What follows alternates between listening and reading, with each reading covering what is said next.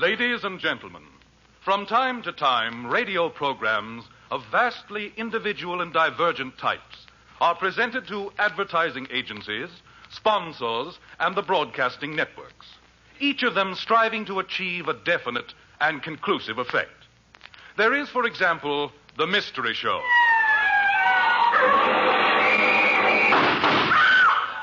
Programs of this sort are presented for thrills, suspense, intrigue.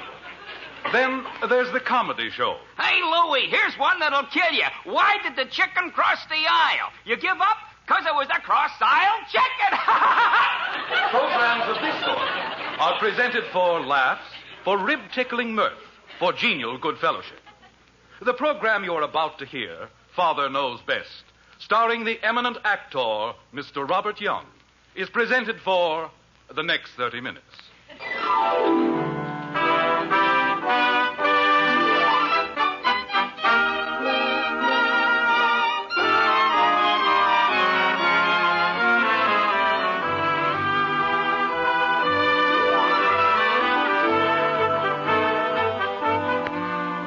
In an average town, Springfield, on an average street, Maple, lives an average American family, the Hendersons.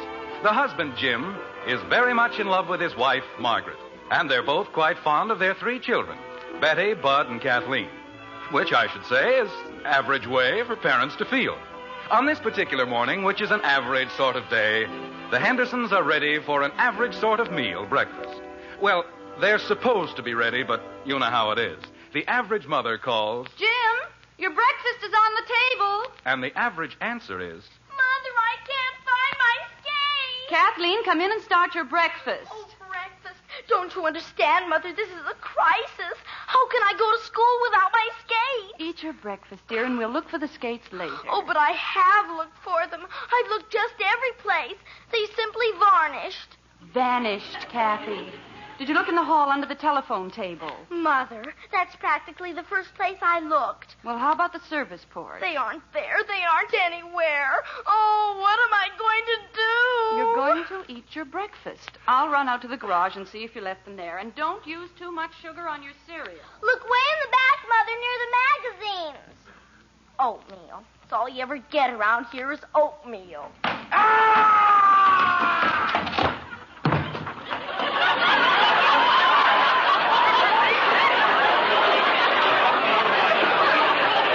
Never mind, Mother. Daddy found them.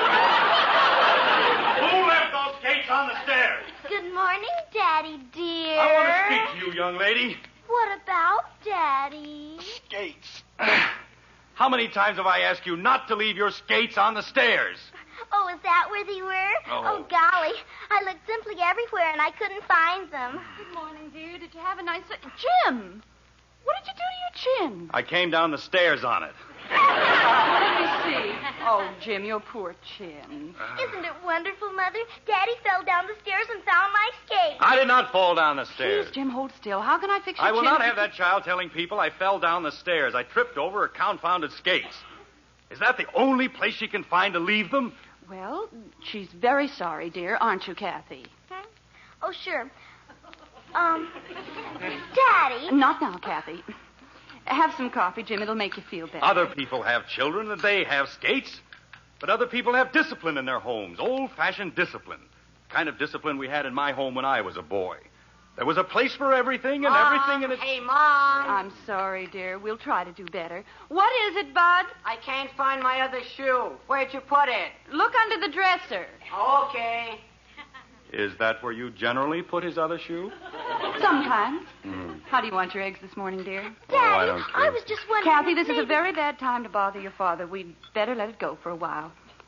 Shall I scramble them, Jim? Oh, Yeah, but it's that's all. important, Mother. It's the most important thing in my life. What is? It's really nothing, dear. All right, Kathy, stop looking like Ingrid Bergman and tell me what it is. I need $2, Daddy. I'm desperate. $2? What for? Wings. What did she say, Margaret? She said wings. That's what I thought. Why does she need wings? I have to be an angel. I told them I would. I just have to be. And they cost $2. It's the school play, dear. Kathleen said she'd be an angel. Well, I can see they're certainly not casting to type. Kathy, you get an allowance, don't you? If you can call it that. A quarter. When I was 9 years old, I had to work for every penny I got. I couldn't walk up to my father and say, I want $2 for wings. Were you an angel? I most certainly was not. Well, then, you didn't need wings. But I promised I'd be an angel. All right, then find a way to sprout wings without my $2. Oh, but, Daddy, I'll be just ruined. Oh, Mother, can't We won't you... discuss it any further, Kathy. Your father knows best. How will I face them without wings? They were counting on me. Morning, everybody. How's it? What happened to the squirt? Oh, just a minor tragedy. Drink your orange juice, Bud. Say, Dad, I was just thinking... Bud, not now. Let your father read the paper. But I was just going to tell him Not about... now, dear. Please. Oh, but I have to. Gosh, how much time have I got left? You don't mind if I get in on this, do you? How much time for what? Well, Dad, we're going on a picnic tomorrow. A whole bunch of us. Fine, have a good time. He can go on picnics, and I can't even have wings. You treat me like an orphan around here. Nobody even loves me. Oh, Kathy, stop being dramatic. Everyone loves you. Sure, but not $2 worth. Kathleen, your brother's not asking for $2. Your brother's not asking for anything. Except permission to use the car. Except permission to use... Except what? Well, that's what I was going to ask you about. You see, we're all going out in the country, and I told everybody... You're not going to use the car. Oh, but, Dad, if I don't, how am I going to go?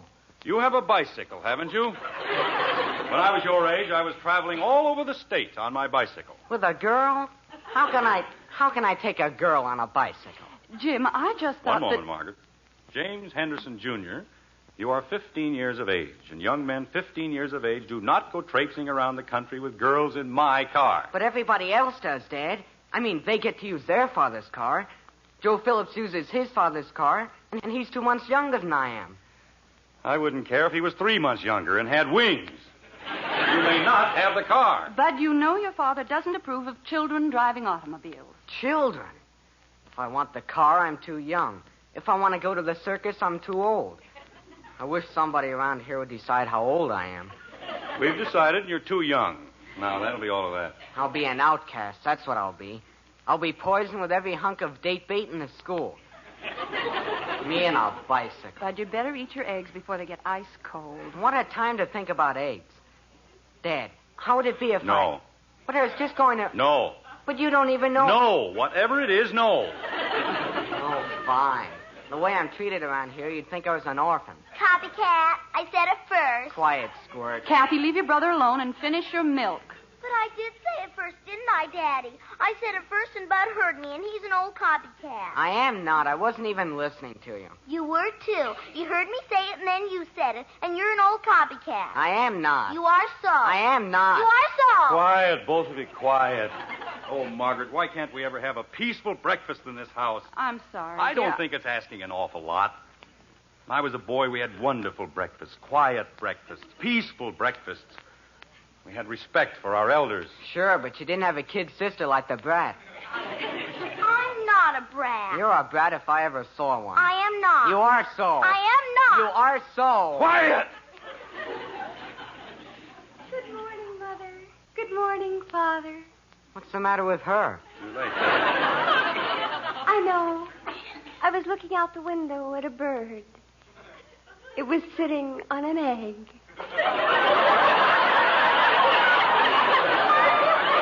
Gosh. How'd you ever tear yourself away? Dear Bud. Such a lovable little moron. Betty, dear, you sound so strange this morning. Is anything wrong? Wrong. Oh, Mother, how can you even say that? In this lovely, wonderful world, how could anything be wrong? Hey, Pop, you better hide your wallet. This one's gonna be a pip.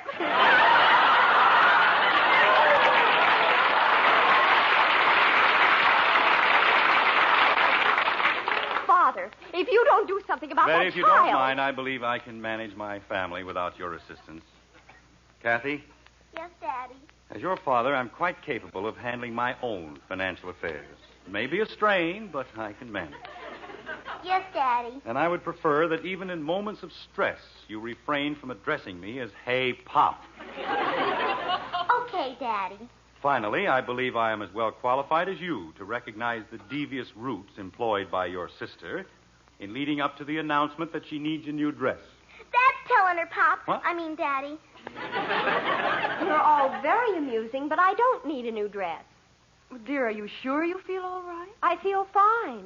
Betty, you don't want any money? No, Father, why? You don't want to borrow the car? Of course not. Well, at least there's one sensible child in this family. Betty, I'm proud of you. Thank you, Father. Yes, sir. What this country needs is more children who leave their fathers alone at the breakfast table. I think I'll have another cup of coffee, Margaret. All right, dear. There you are. Thank you. Well, Betty, what's the good word in your little world? Oh, just the most wonderful thing has happened, Father. I'm going to be married. Hold your eyes up over your head quickly, Bud. Hold on the back. What for? What happened? Don't stand there. Do something. Do you want him close to this? Jim? I'm all right. You're going to be fine, Ted. Just fine. Well, stop beating me on the back or I'll never be all right. Oh, but Mother I told did me... not tell you to break your father's spine. Well, you told me to pound him. With your hand, not your books. Bud, you're going to be late for school. I get it. Come on, Kathy. Come on, where? You're going to school. I don't have to leave for 10 minutes. Oh, that's what you think. Hey, stop pulling me, you brute. See I you have to later, get my everybody. skates. Father! All right, Betty. Now, what was that newsy little item you dropped into the middle of my coffee? Oh, you mean about getting married. Isn't it wonderful? Margaret, did you know anything about this? Not a word, Jim.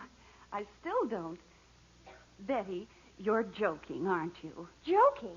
Mother, do you think I joke about the most sacred thing in a woman's life? Jim, she isn't joking. That's right. Betty, you wouldn't mind giving us a little more information, would you? You know, just in case we want to get in touch with you later. I don't know what you mean, Father. Well, just for start, who is it? Who's who? The boy, my prospective son-in-law. What's his name? Billy. He's wonderful. Oh, Betty, not Billy Smith. Just wonderful. Which one is he? Oh, you know, Jim, the one who hates football players, the one Betty thinks is aesthetic. Aesthetic.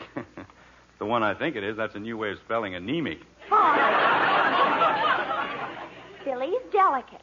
You have to be delicate if you have a beautiful soul. Well, that's exactly what this family needs, somebody with a beautiful soul. Margaret, I have to get down to the office. Explain to Betty that she'll be happier if she waits. Make certain. You know, the usual woman-to-woman talk. All right, dear. Oh, you don't have to worry about us, Father. Billy and I talked it all over last night, and we both decided against a hasty marriage. We intend to wait. That's fine. I'll be home at the usual time, dear. All right, Jim. We're not going to be married until Saturday. If you... Saturday? Uh-huh. Saturday night. We were going to make it in the afternoon, but we decided to go to the basketball game first. This is an emergency. Put your hat down. I'll put more than my hat down. Betty, this is the most ridiculous piece of conversation I've ever heard. Father, you mean you don't approve? Now, there's the first intelligent remark you've made since you got up. I most decidedly don't approve. But I don't understand. You've always liked Billy's father. You mean Hector Smith? Of course I like Hector Smith. He's one of my best clients. Why don't you marry him? But he is married. Betty, your father and I've always thought Just that a moment, Margaret. I'll handle this. Betty, you're 17 years of age. You're in your first year at the university. You will not marry Billy Smith or anyone else until after your graduation. That's final. Graduation? But that's 3.5 years. I'll be over 21. Why, the best years of my life will be gone. Well, darling, we can always have Bud push you up to the altar in a wheelchair. You're laughing at me, and I think you're horrid. You're just old-fashioned, both of you. You've forgotten what it is to be young and in love. You don't seem to understand that things are different now. Oh, Betty, nothing's any different. Things like that don't change. They do, too. Things change all the time. People change, customs change, everything changes, only you won't admit it. Oh, darling, why don't you listen to your father? Things are no different now than they were when we were your age. The young people wore different clothes and they sang different songs, but fundamentally they were the same, and even then boys and girls didn't rush headlong into marriage. Not until they were ready for it. You bet they didn't. They listened to their fathers. They were willing to benefit from a lifetime of experience. Why, when I was courting your mother, I remember Mother, when... how old were you when you married Father? Well, Yes, Mother. I was 17. But that was different. Why? Well, because things were different in those days. The people were different. The times were different. You said they weren't. Well, they were. Some of them were. Some of them weren't, and some of them were. Only the ones that weren't were more than the, Margaret. Betty, don't you think it would be a nice idea if Billy and his family were to have dinner with us tonight? Oh, Mother, would you? Really? Margaret, I don't want the Smiths for dinner tonight or any other night. I think the idea of a dinner for the Smiths is not only ridiculous, but unnecessary. I forbid the marriage, and that's that. Oh, Jim, you know you like having people in for dinner. The Smiths are very pleasant, and you might be able to sell Hector some more insurance. Yeah, that's right. I might at that. But look, Margaret, I'm going to have a tough day at the office. I couldn't take a dinner tonight. Let's make it next week. Next month. Dear, we can't put it off for even a day. I'll call the Smiths and see if they can make it. Shall I tell them dinner will be at 7:30? 7:30? What's the matter with 6 o'clock? I'll be starved by 7:30. Jim, it just isn't done. Well, it's going to be done tonight. We'll have dinner at 6. I'll ask them to be prompt, dear, at 7:30. And Mother, can we dress? Can I wear my new dinner gown? Can I, Mother? Oh, please, can I? Betty, there will be no dressing for dinner. But, Father, Mother, please. I'm sorry, darling. You know I never contradict your father. After all, your father knows best.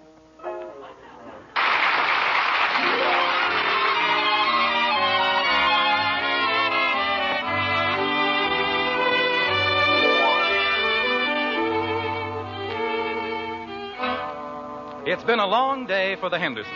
The specter of a fair young child, married and gone before her time, has hung like a pall throughout the day. It would have, that is, if the Hendersons hadn't been so busy. Jim, you see, had a hectic day at the office.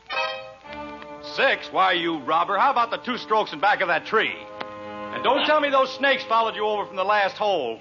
At the office. Bud has been involved in the intricacies of a higher education.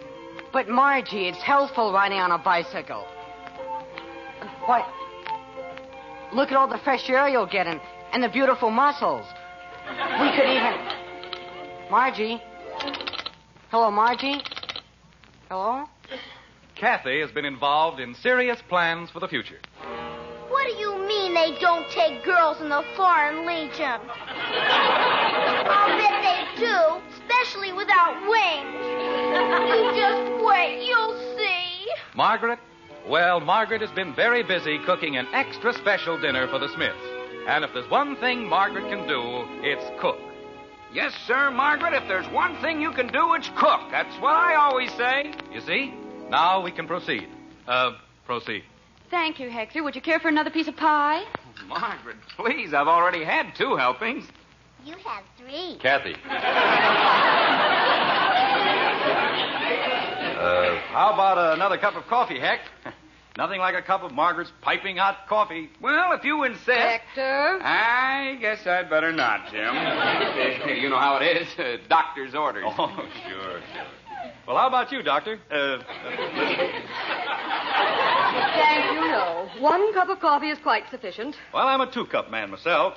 You know, I was reading just the other day about Jim, a fellow used it's not that we don't enjoy your informative little talks, but I was under the impression that this dinner had, well, shall I say, a more or less definite purpose. Oh, you mean... Oh, sure, absolutely. You know, I had a long talk with Heck before dinner. Jim, dear, I hate to interrupt, but don't you think it would be a good idea if Bud took Kathy to the movies? In the middle of the week, I certainly do not. Oh, I see what you mean. Bud, how'd you like to take Kathy to the movies? Oh, boy. I wouldn't. I can't think of anything I'd rather do less. Well, that's fine. Here's $1. Have a good time. Oh, Dad, do I have to? Yes, you have to. That'll be enough of that, Kathy. But I'm surprised. You ought to be glad to take your sister to the movies. I'd rather go with a gorilla. You don't know what she's like. She never even looks at the picture. She sits around backwards and stares at the people. They're funnier. I like to look at their faces. All right, Bud, get going and come home right after the show. If I'm still alive. Good night, everybody. Come on, Hey, Stuart. stop pulling me. Why do you always have to Lovely children. They mean well, I think. Mother. Yes, Betty? Mother, Billy and I have been talking, and... Billy, you tell them.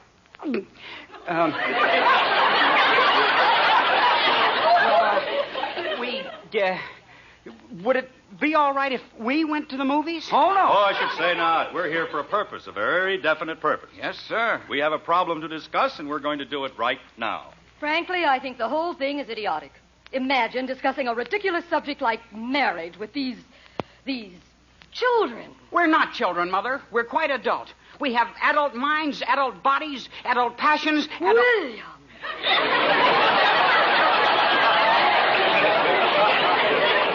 Elizabeth, as I said before, Hector and I had a long talk just a little while ago. Right, Heck? Right. And we're in complete agreement on the subject, right? Right. We both feel that open discussion is the only sensible procedure in a matter of this sort, right? Right. Hector, stop being so agreeable. Right. I mean, yes, dear. Myron, Elizabeth, Hector and I have agreed on what we consider a very sound solution to the entire problem.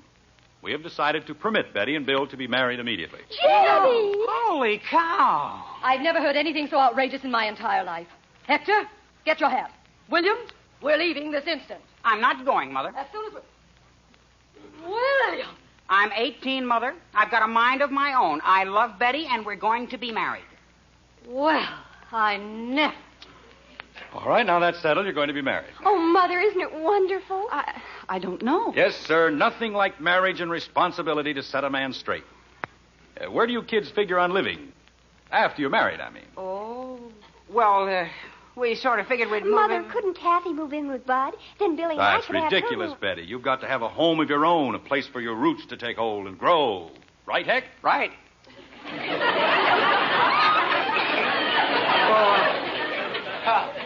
Well, gosh, that'd be kind of expensive. And on my allowance... Oh, don't worry about your allowance, Billy. Married men don't go around taking allowances from their fathers.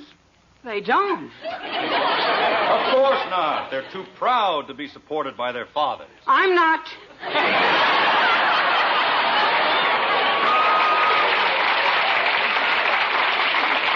Of course you are. You'll work, you'll sweat and slave, but you'll come home every week with a juicy pay envelope for your little wife. Isn't that sweet?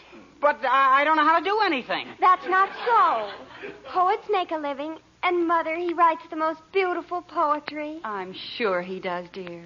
Billy, recite the one about my hair. It's just wonderful. Oh, Betty. Well, it is. Raven tresses on a lofty brow, swept by the winds of time. Isn't that beautiful? Well, you could get a small house, poet size.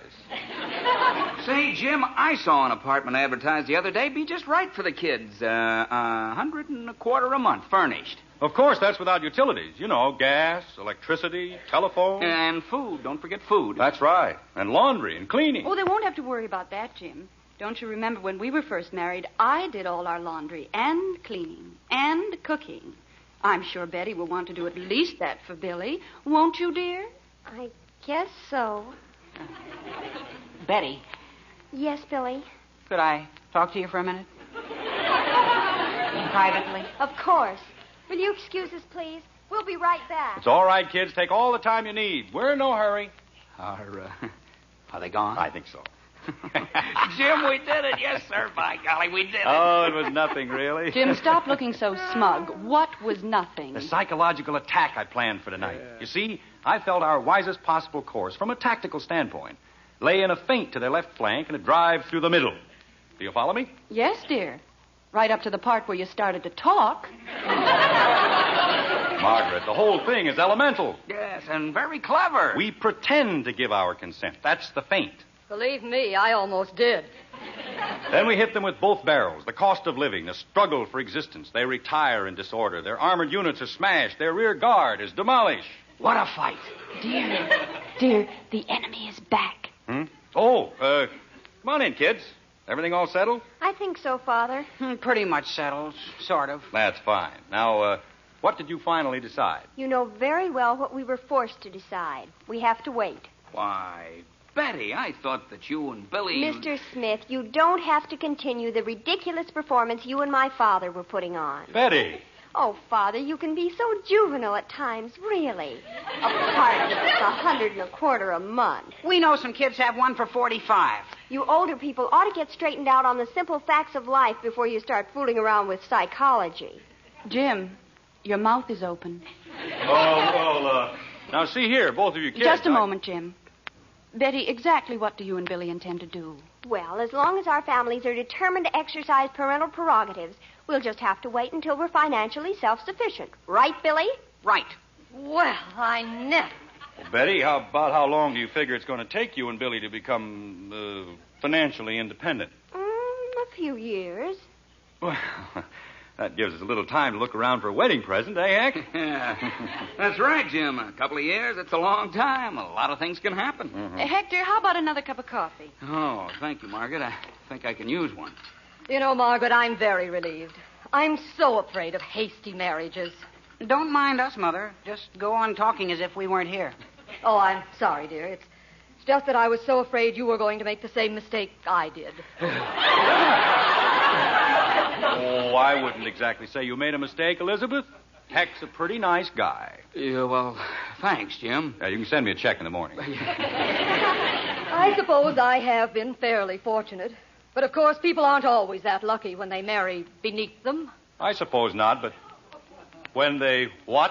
Elizabeth, we'd better go. It's getting late. Wait a minute, Heck. What was that crack you made, Elizabeth? Well, after all, my mother was a Stuyvesant, and I certainly In have a other right words, to... you think Betty isn't good enough for your son. I'm sure that isn't what Elizabeth meant, Jim. That's what she said. Well, isn't that what you said, Lizzie? Don't you dare call me Lizzie. Why not? If you can say my daughter isn't good enough for that puny excuse of a son. Now, just a minute, Jim. Writing poetry.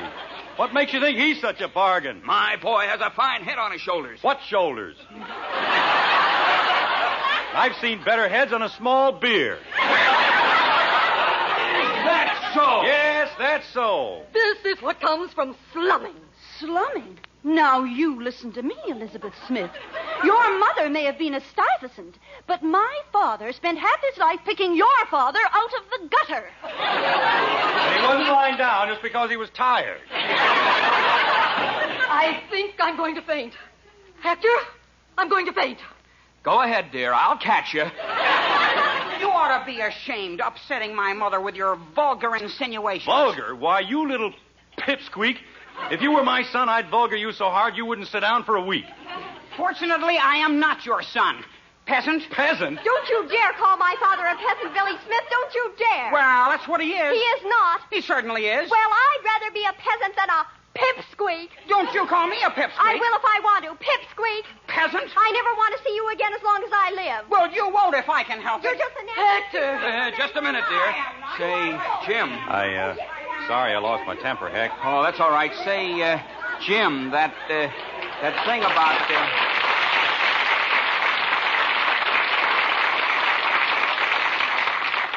Say, Jim, that thing about picking Elizabeth's father out of the gutter, is that true? Sure, it's true. Why? Oh, just wait till she pulls that Stuyvesant stuff on me again. Thanks for a lovely evening, folks. Come on, Lizzie. Yes, dear. And, Billy? Yes, Father. Come on, Pipsqueak.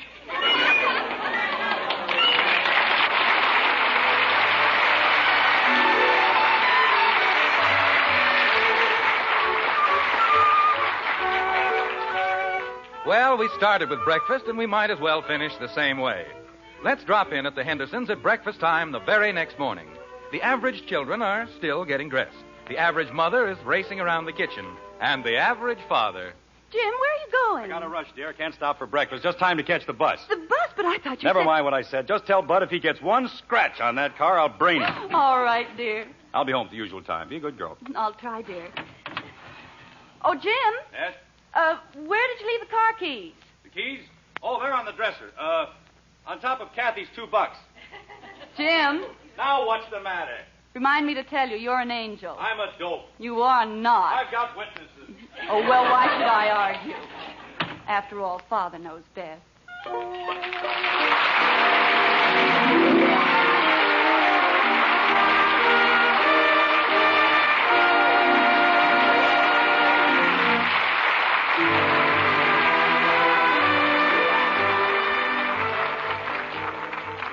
Members of our cast are Robert Young as Jim Henderson, June Whitley as Margaret Henderson, Rhoda Williams as Betty, Ted Donaldson as Bud, Norma Jean Nielsen as Kathy.